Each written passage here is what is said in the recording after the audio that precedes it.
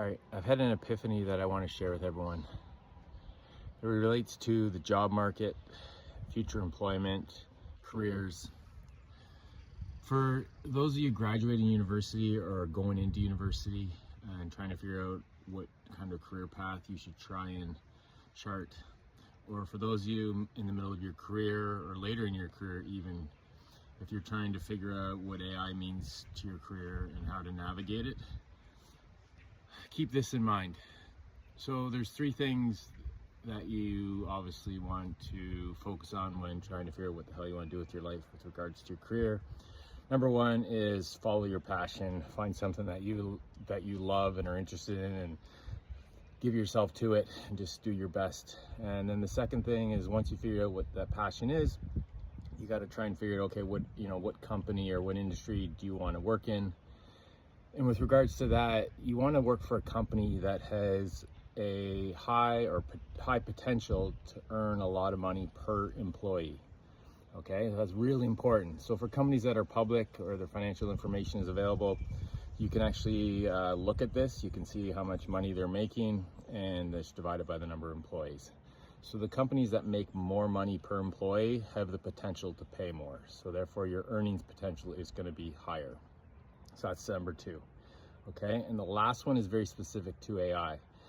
And this is an epiphany that I had recently, and everyone's very afraid of AI taking over, parts of their job or all of their job. And for those positions where AI can completely replace a human, yes, you should obviously be afraid, and that will happen for certain specific roles. But for roles where a human needs to always be in the loop, the more of that role that can be overtaken by AI, the better. And hear me out. So if you have a job, and let's say there's 10 tasks that you have to do, and one of those tasks is a human task, like it's person to person.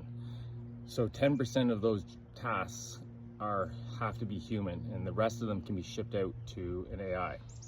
So in that case, you actually have 90% of the jobs going to an AI, 10% is staying with a human, and therefore you have 10-to-1 leverage. Okay, this is the key term, leverage.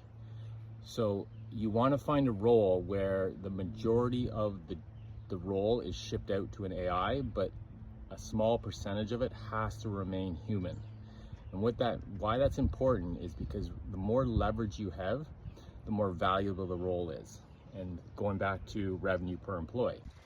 All right, some of you may also be thinking, okay, well, if 9 out of the 10 things that I do for my company are going to be replaced by AI, they therefore need probably 90% less employees. Well, this is only partially true, and it's a transition thing. So hear me out. So as the cost to do something drastically reduces, companies can offer that product or service at a lower price point. And if you understand supply and demand, when the price of something goes down, demand goes up. Okay, so as we go through these few years of, call it the AI transition period, companies are going to find ways by utilizing AI to greatly reduce their costs.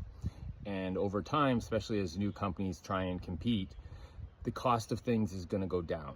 So as that happens, the cost to offer a service with, a human in the loop, because remember that 10% of that role requires a human, they're going to be able to offer that service at a greatly lower price. So as that price goes down, the demand for that service is going to skyrocket. Okay, so what you're going to probably find is actually you're going to need more of those employees, because as they're able to lower the price point, the demand for that service is going to skyrocket. So in the end, when I say the end, I mean 5-10 years out, once we get through this, few years of painful transition period, the demand for employees or workers whereby there's still a human in the loop, even if only 10% of that job is being performed by a human, the demand for employees in that role is going to actually be higher than it is today. Okay, because as price goes down, demand goes up, therefore they're going to need more people in those roles. And that is great for the worker because more demand for those workers, but it's also great because their output is magnified because of the leverage in that position that I talked about earlier, and therefore they can earn more money because their output is greater.